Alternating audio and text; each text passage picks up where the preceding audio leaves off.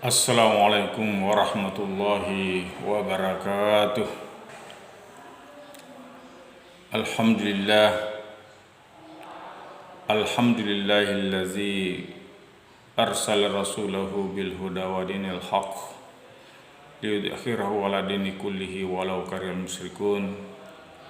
Asyhadu an la ilaha illallah wa asyhadu anna Muhammadan abduhu wa rasuluh. Allahumma salli ala sayyidina Muhammad wa ala alihi wa ashabihi ajma'in, amma ba'd. Para orang tua santri, wali santri dan santri-santri Pondok Pesantren Haji Hania yang dirahmati Allah Subhanahu wa taala. Alhamdulillah kita sudah berada pada 10 terakhir Ramadan.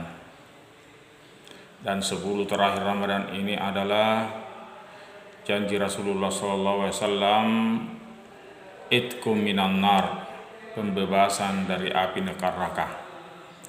Artinya semua ibadah-ibadah kita yang dilaksanakan dalam amalia Ramadan ini akan menjadi pembebas kita dari api neraka yang sebelumnya kita mendapat ampunan Allah Subhanahu wa taala. Oleh karena itu, pada kesempatan ini insyaallah akan kami sampaikan hal yang menyertai daripada ibadah puasa kita itu, sehingga betul-betul puasa Ramadan ini mengantar kita menuju derajat muttaqin yang paling mulia di sisi Allah Subhanahu wa taala. Salah satu di antaranya adalah kewajiban kita di dalam berzakat. Apakah itu zakat fitrah, zakat mal, zakat profesi, zakat perdagangan dan sebagainya. Kita harus mengingat bahwa sebagai bulan suci dan bulan pembersih, mari kita membersihkan harta kita dengan mengeluarkan zakatnya di bulan mulia, di bulan suci Ramadan ini. Allah Subhanahu wa taala berfirman, innamas shadaqatu lil fuqara'i wal masakin wal 'amilina 'alaiha wal mu'allafati qulubuhum wa fir riqab wal gharimina wa fi sabilillah wa bin sabil. Artinya, sesungguhnya sedekah itu hanyalah untuk orang-orang fakir, orang-orang miskin, pengurus-pengurus zakat, para muallaf yang dibujuk hatinya untuk memerdekakan budak, orang-orang yang berhutang, dan untuk jalan Allah Subhanahu wa taala, dan untuk yang mereka sedang dalam perjalanan, sebagai suatu ketetapan yang diwajibkan Allah Subhanahu wa taala, dan Allah Maha mengetahui lagi Maha bijaksana. Santri-santri sekalian dan wali santri yang saya hormati, Al-Quran tidak memberikan definisi kekayaan yang dapat ditagih zakat, kecuali dalam beberapa kasus. Hanya prinsip-prinsip umum yang diberikan tanpa perincian. Misalnya emas dan perak. Dalam surat Taubah ayat 934 Allah berfirman yang artinya, dan orang-orang yang menimbun emas dan perak dan tidak membelanjakannya di jalan Allah, umumkan kepada mereka hukuman yang paling menyedihkan. Jadi ini adalah ayat ancaman, karena memang di dalam rukun Islam ada 2 rukun Islam yang menjadi ancaman bagi siapa yang tidak melaksanakannya, termasuk salat dan zakat. Yang kedua adalah tanaman dan buah, sebagaimana firman Allah dalam surah Al-An'am ayat 141 yang artinya, makanlah buahnya pada musimnya, tetapi berikanlah iuran yang sesuai pada hari panen dikumpulkan. Jadi kalau kita panen gabah 100 karung gabah, maka kalau panen kita itu, sawah kita itu ditanam dengan menggunakan tanah yang airnya adalah dari tanda hujan, maka menurut para fuqaha wajib zakat 10%. Jadi kalau 100 karung keluar 10 karung. Kalau sawah itu diairi dengan pengairan, irigasi dan sebagainya, ada ongkos bukan dari alam, maka zakatnya adalah 5%. Artinya kalau kita memiliki gabah 100 karung, wajib dikeluarkan zakatnya 5 karung. Dan yang ketiga, penghasilan dari perdagangan. Jadi usaha kita, baik itu perdagangan atau profesi, itu diwajibkan untuk mengeluarkan zakatnya kalau memiliki satu haul, satu nisab dimiliki selama 1 tahun. Sebagaimana firman Allah dan surah Al-Baqarah ayat 267, Allah berfirman yang artinya, hai orang-orang yang beriman, berikanlah hal-hal baik yang kamu dapatkan. Jadi hal-hal baik yang kita dapatkan dari usaha kita itu harus kita keluarkan, kita berikan.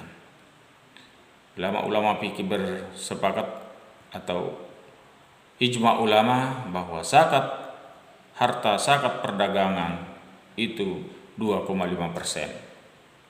Jadi usaha perdagangan kita yang memiliki modal usaha sekitar 1 miliar adalah wajib dikeluarkan zakatnya 25 juta. Minimal sepersakatan itu yang sampai haul, sampai nisabnya adalah senilai 85 gram emas. Jadi kalau kita punya uang cash sekitar 100 juta, maka itu wajib zakatnya 2,5% atau 2.500.000. Dan yang keempat adalah kekayaan dari bawah bumi. Dan dari apa yang telah kamu hasilkan dari bumi, bagimu itu harus dikeluarkan zakatnya. Jadi santri-santri sekalian yang dirahmati Allah Subhanahu wa taala, para orang tua santri yang memiliki hal seperti ini, tolong dikeluarkan zakat. Sebab itu akan menjadi pembersih dan pensuci. Karena harta yang kita miliki ibaratnya adalah seperti kita umpamanya makan ikan balebolu, ikan besar, apakah itu ikan cakalang, ikan kakap, ikan sunu, ikan tinumbu. Tentu kita tidak akan makan semua, pasti kita sisakan, yaitu tulang-tulangnya, sisi-sisinya dan sebagainya. Karena kalau dimakan semua maka akan mendatangkan penyakit. Seperti juga harta kita, kalau kita hanya tamak memiliki semua, tidak diinfakkan di jalan Allah, tidak keluarkan zakatnya, maka itulah yang akan menjadi penyakit. Bisa jadi Allah akan mengambil harta kita itu dengan caranya Allah. Apakah itu dengan mendatangkan penyakit kepada kita sehingga masuk di rumah sakit, biaya tak terhitung, ataukah dirampok, ataukah terbakar, ataukah diambil oleh bencana alam. Dan khusus untuk zakat yang menyertai Ramadan ini, ada yang namanya zakat fitrah. Zakat fitrah ini wajib person setiap pribadi muslim. Jadi oleh karena itu, jemaah sekalian, orang tua santri wati yang dirahmati Allah Subhanahu wa taala, salurkanlah zakat fitrah kita kepada yang berhak menerimanya. Kalau melihat 8 asnaf yang berhak menerima zakat dari surah At-Taubah ayat 60 tadi, maka sesungguhnya para guru-guru kita di pondok pesantren Haji Hania ini semuanya bisa menerima zakat. Kenapa saya katakan demikian? Karena penghasilan mereka dalam 1 bulan, bahkan dalam 1 tahun, tidak ada yang mencapai 20 juta 1 tahun. Berarti mereka itu adalah orang miskin. Orang miskin. Di samping itu mereka juga termasuk orang yang berjuang di jalan Allah Subhanahu wa taala. Orang yang berjuang di jalan Allah Subhanahu wa taala atau ibnu sabil juga masuk kategori menerima zakat. Mudah-mudahan semua guru tak itu tidak ada termasuk fakir. Tapi kalau miskin iya. Dan betapa eloknya para santri-santri sekalian, orang tua santriku sekalian, kalau bisa menyalurkan zakat fitrahnya khususnya kepada guru-gurunya di pondok pesantren, apakah melalui wali kelasnya. Ini saya menghimbau dan mengajak. Melalui wali kelasnya bisa dikirimkan, dikomunikasikan, insya Allah akan memberikan keberkahan yang luar biasa.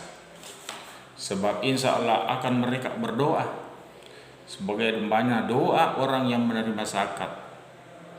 Ajarakallahu fi ma a'taita wa barakalaka fi ma abqaita wa ja'alhu laka tahura.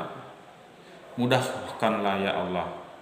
Mudah-mudahan Allah memberikan pahala atas apa yang Engkau berikan, memberikan berkah atas apa yang masih ada di tanganmu, dan menjadikannya sebagai pembersih bagimu. Itu doa untuk Bapak Ibu yang menyalurkan zakatnya insya Allah. Karena kita tahu bersama di masa krisis ini hampir semua orang kekurangan dan mengeluh. Tapi insya Allah dengan berkah Ramadan ini, keikhlasan guru-guru tadi dalam mengajar, keikhlasan guru tadi dalam mentransfer ilmunya kepada anakku sekalian, anaknya bapak-bapak wali, santri sekalian, itu kita tidak ragukan. Oleh karena itu, tolong saya menghimbau kepada Bapak Ibu yang punya simpati kepada guru-guru di Pondok Pesantren Haji Hania, bisa menyalurkan zakatnya, utamanya zakat fitrah, supaya berdaya guna. Karena kalau kita melihat keutamaan zakat fitrah itu adalah bagian dari penyempurna iman. Artinya berzakat kepada mereka yang membutuhkan merupakan salah satu pilar agama Islam. Setiap muslim pasti berusaha melaksanakan amalan ini dengan tujuan melengkapi kewajiban yang diamanatkan agamanya. Yang kedua, zakat fitrah itu menghapus dosa. Berbuat kebaikan dapat menambah pahala dan mengurangi dosa kita, atau bahkan menghapusnya. Sebagaimana sabda Rasulullah SAW, bahwa amal memadamkan dosa sebagaimana air memadamkan api. Jadi luar biasa padilaja. Dan yang ketiga adalah membersihkan hati dan diri kita. Dengan membayar zakat, muslim telah masuk ke dalam kelompok orang dermawan dan memisahkan diri dari kelompok orang-orang kikir. Alasannya, jika seseorang sudah terbiasa memberi dalam bentuk apapun, seperti pengetahuan, uang, atau kebaikan, dirinya akan merasa lebih lengkap ketika telah memberikan sesuatu yang berarti untuk orang lain.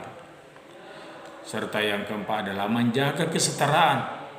Berzakat membantu untuk menjaga kesetaraan antara si miskin dan si kaya, agar tidak semakin senjang.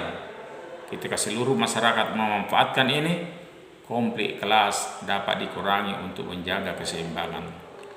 Serta yang terakhir, zakat fitrah itu memberi lebih. Artinya dengan mengeluarkan zakat, seseorang diyakini akan mendapatkan rezeki lebih. Zakat berarti proliterasi, ya, atau pertumbuhan. Jadi ketika kita mengeluarkan zakat, memberikan zakat, maka penghasilan kita akan meningkat, penghasilan kita akan tumbuh, dan yang terpenting semua itu adalah berkah. Sebab sebanyak apapun harta yang kita miliki, kalau tidak berberkah, itu tidak ada nilainya. Begitu pula sebanyak apapun amalan yang telah kita hadirkan dalam hidup ini, tapi kita tidak mendapatkan ampunan dari Allah Subhanahu wa Ta'ala, tidak ada nilainya.